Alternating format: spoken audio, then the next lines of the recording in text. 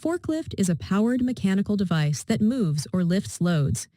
Using a forklift seems simple, but they can be dangerous if not used correctly.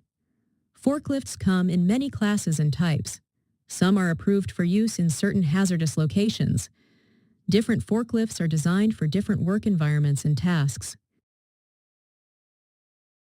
Powered industrial trucks are officially grouped into 7 different classifications.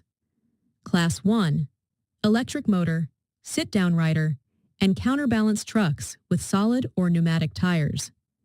Class 2, electric motor, narrow aisle trucks with solid tires. Class 3, electric motor hand trucks or hand rider trucks with solid tires. Class 4, internal combustion engine trucks with solid cushion tires. Class 5, internal combustion engine trucks with pneumatic tires. Class 6, electric and internal combustion engine tractors with solid or pneumatic tires. And Class 7, rough terrain trucks with pneumatic tires.